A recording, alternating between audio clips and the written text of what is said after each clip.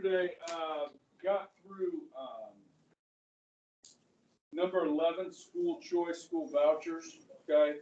The two today are really something that is going to be, I think, coming up quite a bit with the new administration.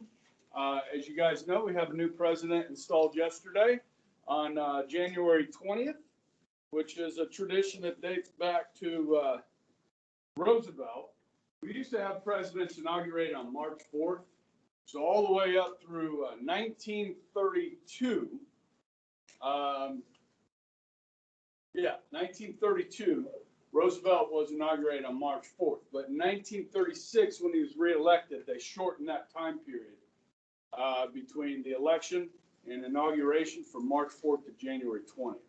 So since 1936, we've been placing our new presidents in on the January 20th. Okay? That was the 20th Amendment to the Constitution that changed that. Okay, we'll talk about the amendments a little bit later in this class.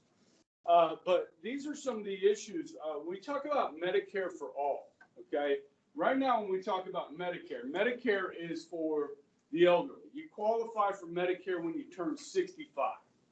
Okay, somebody like me that we talked a lot about investing yesterday. I talked about 401ks. I talked about, Social Security and other income you have when you retire. My wife and I will not qualify for Medicare because we will have too much money. Okay. So if you're poor, you qualify for Medicare. I remember my dad got sick, when he turned about 70. He had a rare disease, and eventually he had to go in a nursing home. You guys know how much it costs for somebody to live in a nursing home a month? Like where you have nurses, 24 hours a day, not like assisted living, but nursing home. It's over $5,000 a month. It's expensive, okay? Now, if you're poor, Medicare will pick that up. If you're not, the government's going to want you to pay that $5,000 a month. So basically, they wanted us to exhaust all of my dad's assets in order to pay for that, okay? Which $5,000 a month racks up a lot of money real fast, okay? So that is something to consider. Now, what you can do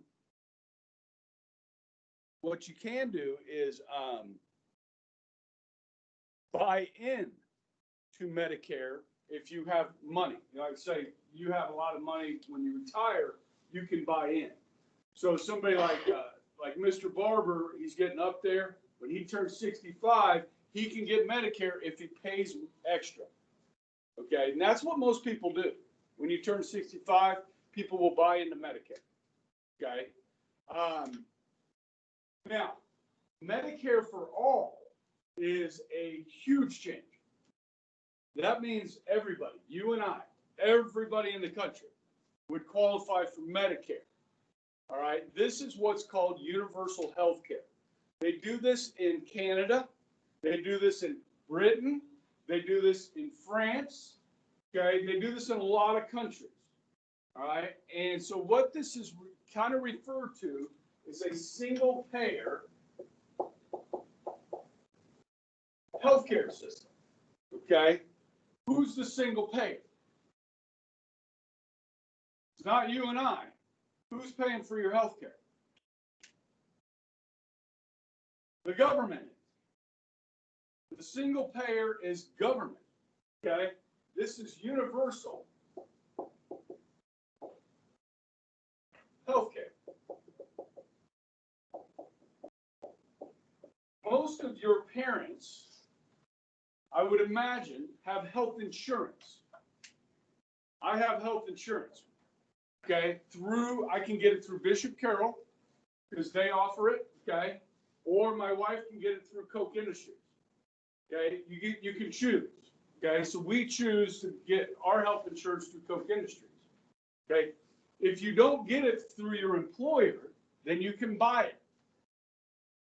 Okay, but buying health insurance on your own is expensive. I've looked into this. Okay, you're looking at about $27,000 a year to buy health insurance on your own. Okay, so if you're the average person that makes $50,000 a year, that's more than half of your income. Okay, there are some other ways, some cheaper ways, and so forth. But if you want really good coverage, $27,000 a year. Okay, so healthcare in this country is very expensive. Okay, but it is also some of the best healthcare in the world. Okay, if you had to pick a country to where you got sick and you needed good healthcare, this is one of the countries you would choose to be treated. Okay, I mean, I've had very good experience in my 50-some years in the healthcare. You know, when I've needed healthcare, I've always gotten what I needed. My insurance works well. It's expensive, yes. Okay, but when I need it, it's there. This would take away health insurance. There would be no health insurance. Everybody would get it through the government. Now, how much is that going to cost to cover everybody? We have over 330 million people in the United States. And the census numbers hadn't come out, so we may be up to 350 million people. How much is it going to cost over 10 years to do this, to give everybody free health care?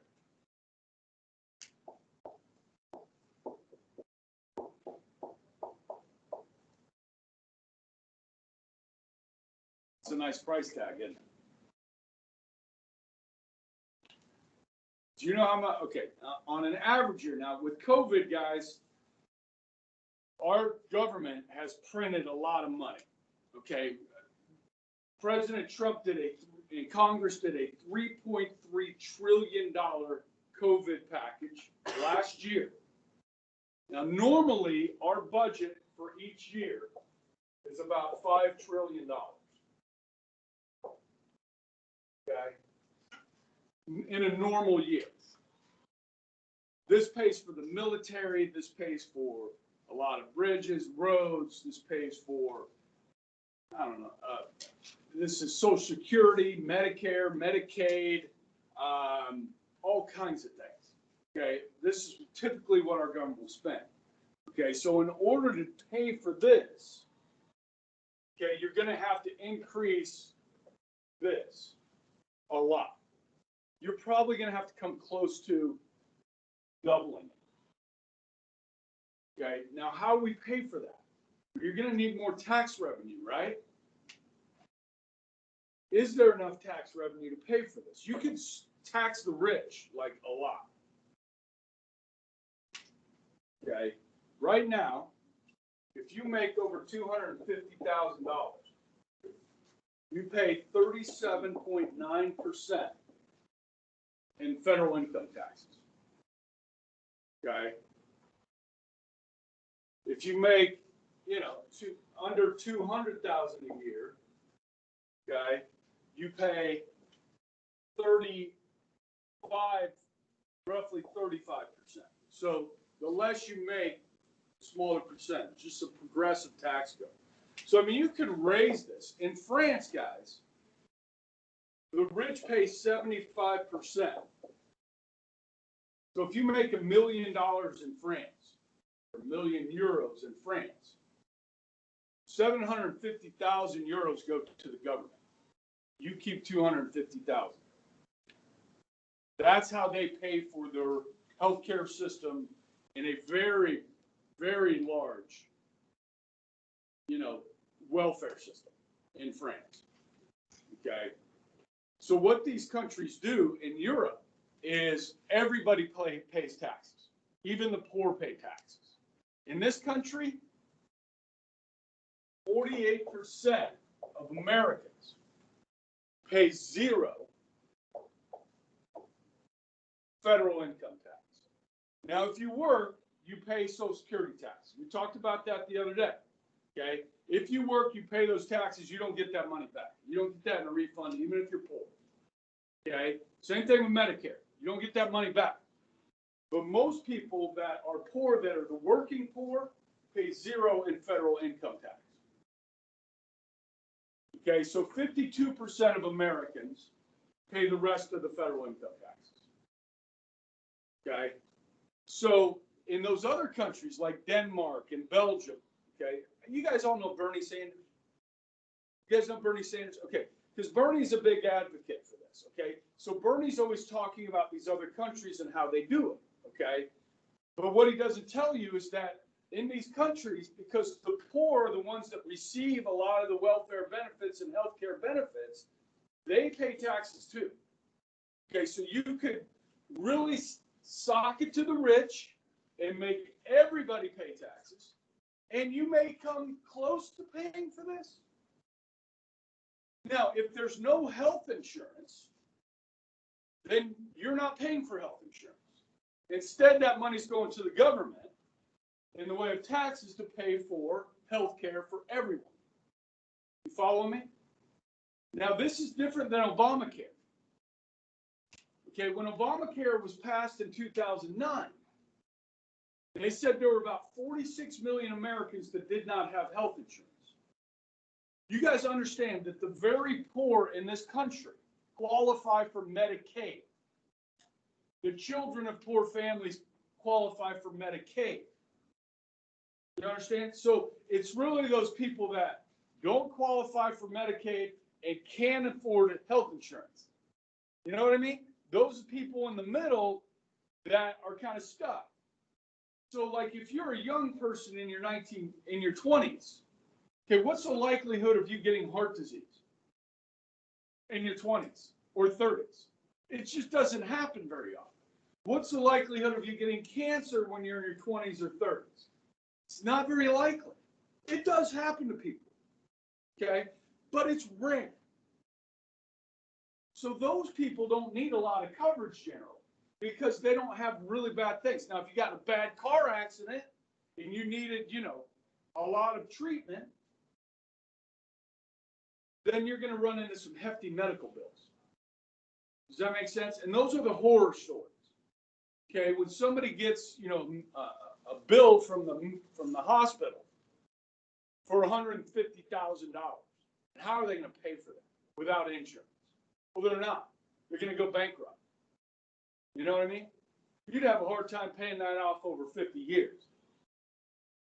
So those are the horror stories that people want to try and avoid. And one way to do that, guys, is through universal coverage. Okay? This would change society. Okay, first of all, it's going to affect the economy. Because you have a lot of people that work in the insurance industry. And if you do away with the insurance industry, then those people are going to lose their jobs. Okay? The other thing is, do we have enough doctors? Have any of you guys ever had to have an MRI? You've probably had a few, haven't you, Drake? Okay. Do you remember how long it took when the doctor said, hey, you need an MRI, to when you got the MRI? How long it took? Remember? Like, was it a week? Was it 6 weeks? Was it 6 months? How long? Week and a half? You remember? A month? Okay. Don't remember? Okay. I've had one MRI, and I think it was about a week, to get an MRI. Guys, in the United States, with our healthcare system, if you have enough money, you can buy an MRI machine and open a building on Northridge Road called MRIs Are Us, and then print business cards to go around to all the doctors in the area and say, if you have any patients that need an MRI, send them on over to us. And you hire some technicians that know how to run the MRI machine, and you got your business. In Canada, the government decides how many MRI machines there are. So if you want an MRI in Canada, we have more MRIs in the state of Kansas than they do in all of Canada. So you're going to wait 6 months in Canada to get an MRI. It's free for everybody. So guys, there's a backup because everybody's going to get an MRI. Sometimes doctors say, maybe you need an MRI in this, maybe you don't. We could be safe and go ahead and get an MRI. Okay? Now I had one done on my ankle, and You know, 3 weeks later, my ankle quit hurting. I'm like, what's wrong with my ankle? Why is this hurting like this? I can't walk. Well, I have arthritis. So the MRI is not going to tell me, you know, I have bone spurs in my toe. I've got turf toe. You know what I mean? It's just going to be something I'm going to have to live with. I mean, you could fix it, but it'd probably make it worse. Okay, that's what the doctor told me. So, I mean, when the government runs things, just like we talked about yesterday with education, who does a better job at educating kids? Private schools or public schools? You can come to your own conclusion on that, okay? But the fact of the matter is, government tends not to be efficient or effective, okay? Now, one place you could say that that's not the case is our military. Our military is very effective. It's not efficient. It's very expensive, okay? Because we spend about 20% of our entire budget on the military. Most countries spend like 3%. We spend 20%. Of course, we have the best Navy in the world by far, the best military in the world by far. Yeah.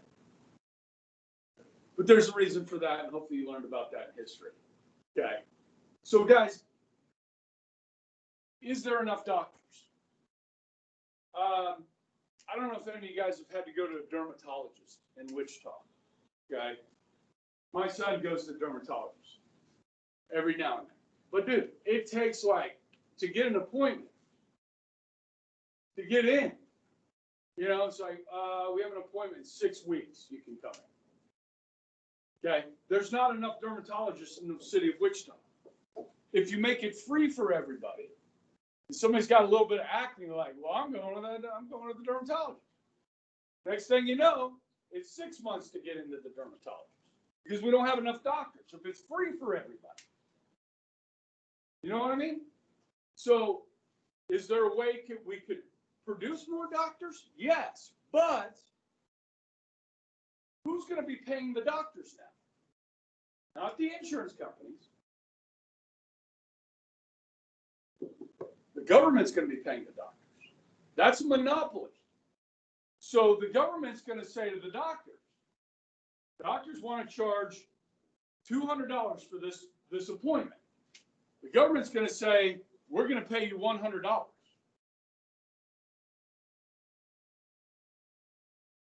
What are the doctors going to say? Oh, well, I guess you're the only ones paying the bill, so we have to take what the government gives us.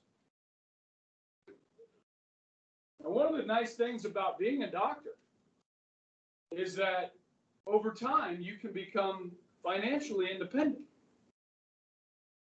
You can become pretty wealthy. Yes? Now, that depends on what kind of medicine you practice. My next door neighbor, okay, is a pediatrician. And they don't live like a brain surgeon lives. You know what I mean? Brain surgery makes a lot more money than my neighbor who's a pediatrician, who works his butt off. Okay? A lot of doctors won't take Medicare patients because the government's paying the bill and they don't pay enough to the doctors for them to make a living, to break even. So some doctors are like, I'm not taking Medicare and Medicaid patients. Sorry. Insurance companies pay the doctors more than the government does. Well, you're not going to have insurance companies if you go to Universal. Now, in France, everybody has health care, and you can buy health insurance. Okay? So, if you're in France and you have health insurance, or you're using the government, which person is going to get seen by the doctor first? The person with insurance or the person that's getting paid by the government? The insurance is going to get it because the insurance reimburses the doctors more than the government. So the rich in France go to the front of the line. Then you're going to have problems there. Okay. Now, under our current system, we probably have around 30 million Americans that do not have health insurance. Okay. Out of 330 million people, that's pretty good. But then you have the horror stories. Okay? So, I mean, guys, I could talk about this all day. The benefits, the negative aspects that could come out of this. The fact that we can't afford it is one of the problems. And then the next thing I talk about, the Green New Deal, this is going to be way more expensive than this. Okay? Joe Biden does not support Medicare for all. But Kamala Harris does. Okay? Now, Kamala Harris, when she was running for president, said that she wanted to do away with private insurance. And then word got out about her saying that, and she changed her mind. Okay? So she doesn't support doing away, making it a single payer. A single payer would not allow insurance. You'd only have one payer, and that's the government. Okay? This is socialized medicine. This is socialism. Okay? Look, if you feel bad that there are people that don't have insurance, cannot afford insurance, that, you know, there's horror stories about what happens to people that, you know, get something really bad happens to them and they don't have insurance and, you know, they can't get the health care they need or access to health care, then you may support something like this. Okay? There are ways to bring down the cost of healthcare, but in the United States, healthcare is probably more expensive than anywhere else in the world. And it keeps going up. Okay? There's lots of things we could do to get more doctors. I mean, we could have the government pay for people to go to college, to become doctors. Okay? But you're going to have to pay for that too. I'm not so totally opposed to that. I think, you know, they have these grow your own doctor, grow your own teacher programs where the government will pay for you to go to college and do this, but you have to give like 5 years of service in a small town and be a teacher in a small town for 5 years if they pay for you to go. You know what I mean? And then if you like it, you can stay. If you don't like it, you can move on. Same thing, we could do that with doctors. Say, okay, we're going to send you to med school, and you're going to have to work in a federal subsidized clinic for 5 years. And we're going to pay you a salary. You won't have any student loans, and then from there, you can move on and do something else, or you can stay there. Okay? Doctors will not make as much money as they used to, which could discourage people from going to college for 12 years and get lots of student loans. You know what I mean? So you could have fewer doctors in a situation like this. And then there's the problem with money. This is the scary part. Okay? We got to come up with $32 trillion to do this. And usually when the government says it's going to cost this much, it ends up costing more. Okay? So, they run out of money. Generally, our response to running out of money is print more money. You guys know our national debt is now at $23 trillion.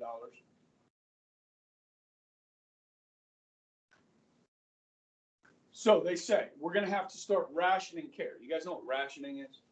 In World War II, we had a ration, right? You could only get so much fuel for your car. You could only buy a set of tires every, so often.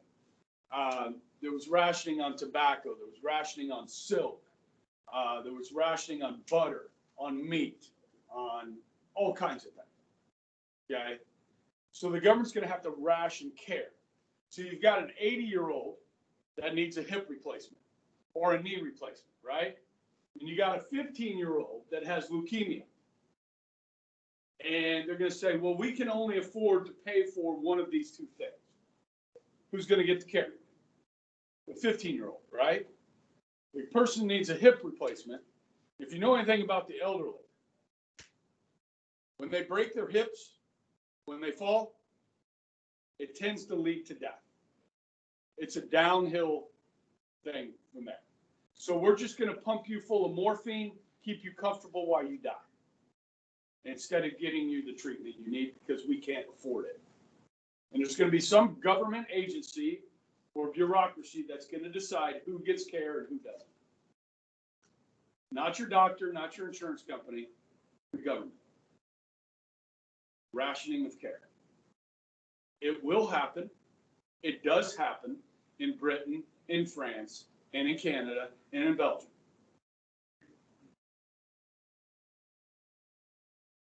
So, look, if you want everybody to be covered and damn the costs, we're going to go forward. We're going to have Medicare for all. It's the right thing to do. Okay? Then you're going to say no. If you're opposed to Medicare for all, then you're going to say yes. Okay? Again, I could go on this for a long time, but in the sake of time, we're going to move on. Okay? Now, other than me mentioning this morning, how many guys have heard of the Green New Deal before I said it this morning? Okay, you guys are really out of the loop, man. Okay. You should be paying attention because this will affect the entire nation. Okay, let me ask you if any of you guys know who Alexandria Ocasio-Cortez is, or AOC. Okay, she is a congresswoman from Brooklyn, New York. Okay, she's a former bartender, but she does have a degree from Boston College in economics. Okay, AOC is what you refer to as a progressive politician. Okay. And she's actually the person that came up with this idea for the Green New Deal. Now, you guys remember the New Deal? The SEC, the TVA, the WPA, the PWA, the NRA. Remember all those? The CCC, all those. That was the government creating jobs for people during the Depression. Government creating programs to help people during the Depression, yes? So the Green New Deal deals with energy and the environment. And it would be a massive government undertaking like the New Deal was. Okay, so that just, the name kind of gives you some context to history and what would go down. The best way for me to do this, guys, is to just read to you what the Green New Deal proposes to take place over the next 10 years. You ready? Guaranteeing a job with a family-sustaining wage, adequate family and medical leave, paid vacations, and retirement security for all the people of the United States. Providing all people in the United States with high-quality health care. I don't know if this has anything to do with the environment, but okay. With high-quality health care, affordable, safe, and adequate housing, economic security, access to clean water, clean air, healthy and affordable food, and nature. Providing resources, training, high-quality education, including higher education to all the people of the United States. Meeting 100% of the power demanded in the United States through clean, renewable, and zero-emission energy sources. This is the green part. That's 100%. That means no fossil fuels. How did you guys get to school this morning? Did anybody drive an electric car? Now you're seeing more Teslas on the street, right?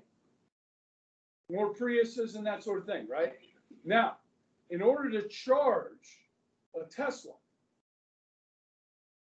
you have to hook it up to a docking station, right? That requires electricity. Where does the electricity come from to charge your electric car? Generator that's powered by fossil fuels. Natural gas, coal, oil. Okay? Repairing and upgrading the infrastructure of the United States, including by eliminating pollution and greenhouse gas emissions as much as technologically feasible, building or upgrading energy efficient, distributed, and smart power grids, and working to ensure affordable access to electricity. Now, can you get electricity from wind? Yes. Okay. Can you get electricity from solar? Yes. Okay. And I think there's some other things you can use that are green, but they're not very efficient or going to be able to power everybody at this point. Okay. I don't know if you've heard of the hydrogen fuel cell. You know, hydrogen is the most abundant element in the universe. Okay. So if we could figure out a way to create energy from hydrogen, there's also nuclear power. Okay. Which doesn't have greenhouse emissions. Okay. But I'm not sure you're ready to put a nuclear reactor in your automobile. And they really haven't figured out how to make hydrogen cells safe yet to put that in your vehicle. You get in a crash and something bad could happen there. Okay. All right. Let me continue. Upgrading all existing buildings in the United States and building new buildings to achieve maximal energy efficiency, water efficiency, safety, affordability, comfort, and durability, including through electrification. Overhauling transportation systems in the United States to eliminate pollution and greenhouse gas emissions from the transportation sector as much as technologically feasible, including through investment in zero-emission vehicle infrastructure and manufacturing, clean, affordable, and accessible public transportation, and high-speed rail. And then last, spurring massive growth in clean manufacturing in the United States and removing pollution and greenhouse gas emissions from manufacturing and industry as much as technological feasible. Working collaboratively with farmers and ranchers in the United States to eliminate pollution and greenhouse gas emissions from the agricultural sector as much as technologically feasible. Okay, there's your Green New Deal. We get 80% right now of our energy from fossil fuels, which emit greenhouse gases. You know who else emits greenhouse gases? You and I.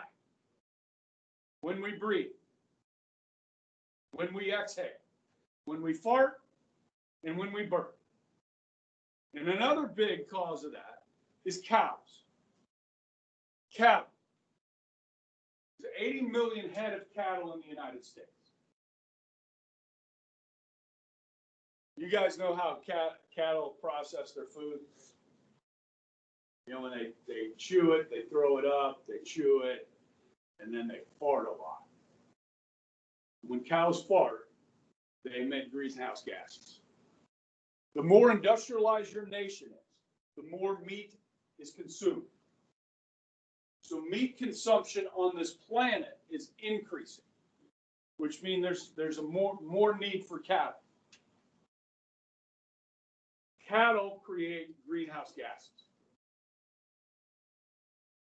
Now, if you heard anything as far as an airplane is concerned, like a passenger plane, that could use anything but jet fuel to lift something that weighs, I don't know how many tons, off the ground and fly it across the Atlantic. So you want to do this in 10 years.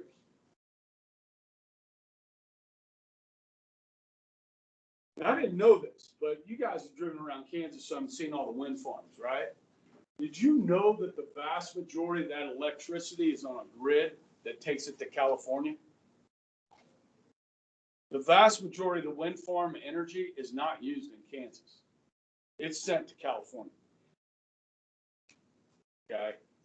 And you get paid if you own some of that land and there's wires that run, you know, they put a thing for the wires to transfer the energy, you get paid for that. Okay. Also, if you own the land and they put a windmill on your land, you get paid for that. Okay. So we have seen an increase in wind energy. Now, the problem with wind, getting electricity from wind, you can't store that. It has to be used. You understand? Like you can't store that energy. Can you store natural gas? Yeah. Can you store oil? Yeah. Okay. Solar energy is difficult to store as well. It has to be used. Okay. And the sun doesn't always shine. Especially if you live in a place like Seattle, where it rarely shines. So solar's not really an option for Seattle. But they can ship it in from other places like Kansas. Okay. This is, literally, guys, this is pie in the sky thinking. Okay. But if you really believe that we are headed towards a climate catastrophe on this planet, like we're going to have massive warming, the ice caps are going to melt, all the coastal areas will be flooded. We're going to have bigger hurricanes, worse storms, bad weather, natural disasters, and so forth. You guys know what a carbon footprint is? That's how much energy you use as an individual. That's your carbon footprint. Some of us recycle, some of us don't. Okay, if you own a big house and you keep your thermostat, where do you keep your thermostat at home? Keep it on 75 in the summertime when it's 100 degrees outside. What's the temperature in your house? Anybody? 70? You like it cool. You use a lot of energy to do that. That's a bigger carbon footprint. Would you like the government to mandate that you keep yours at 76 instead of 70? Would you like the government to be able to mandate what kind of vehicle you drive?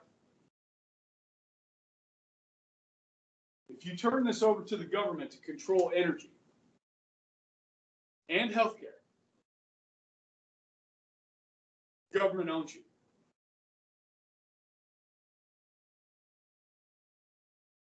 Think about that. They can determine, they're already doing it to some extent. When our auto manufacturers make cars, there are fuel efficiency standards that our auto manufacturers have to meet. What's the best way to get a vehicle to get more miles per gallon? The easiest way to do that. Make the car light. Yes? So instead of using steel to build your car, they use aluminum.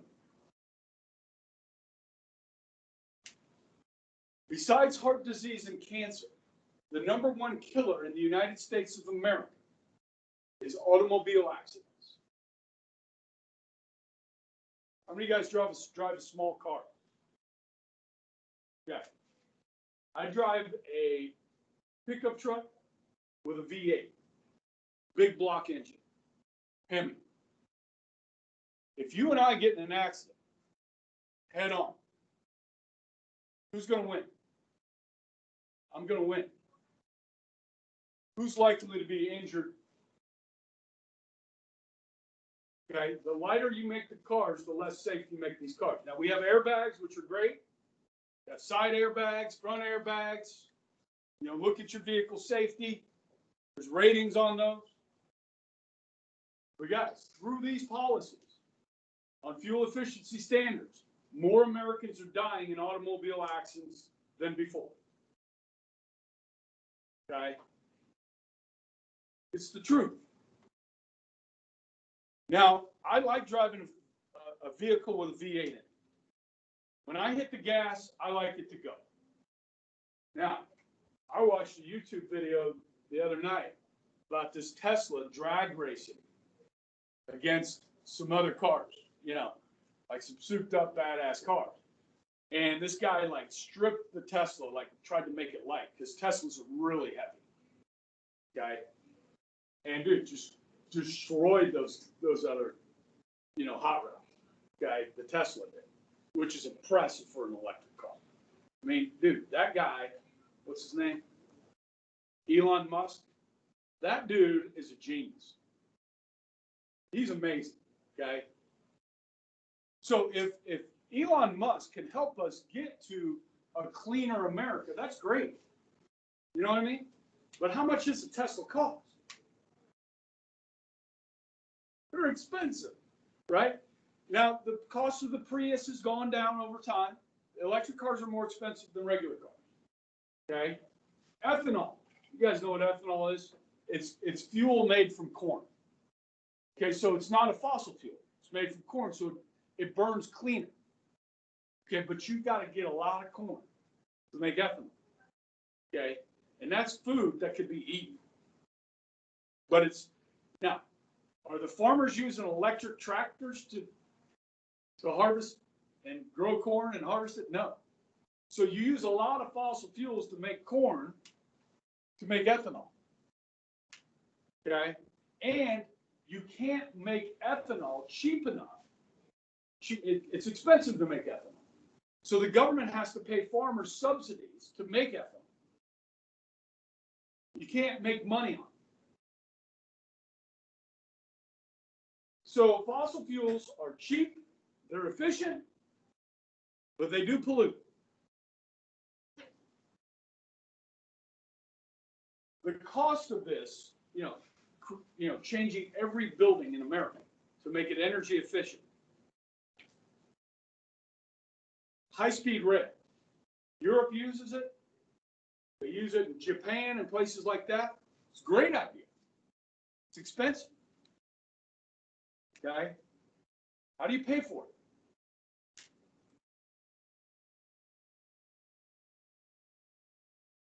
Any guys ever take the Amtrak? Okay, the Amtrak, you can go from, you got to get on in Newton, but you can go from Newton to Chicago, go Newton to the West Coast, comes through at 3 o'clock in the morning. Okay, you got to pick it up at 3 o'clock in the morning. But even those trains are, run by fossil fuels. But you could do high-speed rail that is, they have magnetic stuff, they have electric stuff. Again, there's so much to talk about with this. Now, the wind farms, right? One of the byproducts of wind farms, and I'm not opposed to wind farms, is that they kill a lot of birds. You guys know that? Okay? They kill a lot of birds. Solar farms, which, you build a huge solar farm, okay, in Arizona. Where do the birds land? Those solar panels get really hot. That kills a lot of birds as well. Okay, so you got to look at all of this information. Now, one of the other problems is when these windmills break down, they haven't figured out any uses, how to recycle the materials from these big windmills. Okay, and they do break down over time. And these are massive structures. They're going to wind up in landfills or what? How are we going to? So people are looking at ways to, recycle those materials and make other things with them, but they haven't figured that out yet. Okay, so there's a lot of problems here. This is pie in the sky thinking. Now, this was proposed by a Democrat, and she introduced this. AOC introduced this into the House. The Senate took this bill. The Republicans said, "Oh, you guys want to do this? This is going to cost this much. Okay, let's bring it up for a vote." This was a stunt. Okay, and the Democrats are saying, "Yeah, we support this Green New Deal." I said, "Okay, vote for it." So all the Democrats voted present. They didn't vote for it or against it. All the Republicans voted against it. So it was like 57-0 was the vote in the Senate. You will be hearing more about this Green New Deal. Okay. Does Biden support this? In theory. Would he sign it into law? Would Congress actually pass this? Not likely. Okay. But it's out there, and you should be aware of it. Okay. If you think we're headed towards climate catastrophe, then you may support something like this. Like, we have to act now. We need to do whatever it takes to stop the planet from warming too much, and this is going to do it. Is the rest of the world going to do it while we're doing it? Is China going to do it, which is our chief competitor on the planet? No, they're not going to do it. Now, you would see a ton of new jobs. There's no question. Because you're going to have people making this stuff. You know, more windmills, you're going to need more solar, you're going to need, you know, more manufacturing of green stuff. But do we have the renewable energy resources right now to try and do this? And the answer is no. What you need is something somebody can make money doing. If Charles Koch of Koch Industries thought he could make money building wind farms, he would do it. But you can't. You can't make money. You need government help to make money. You get government subsidies. The corn farmers get the same thing for ethanol. They get subsidies. Taxpayer money is spent to make windmills. It's not private industry. It is private industry, but they're getting money from the government. Okay? It's a public-private partnership, okay, which we saw a lot of in the New Deal. Okay? So you guys can kind of decide on that. We got through those two big ones today, and then we will pick up. We will go quite a bit faster, at least get through 3 or 4 tomorrow. Okay? And then hopefully wrap this up next week. Cool? All right. Good morning.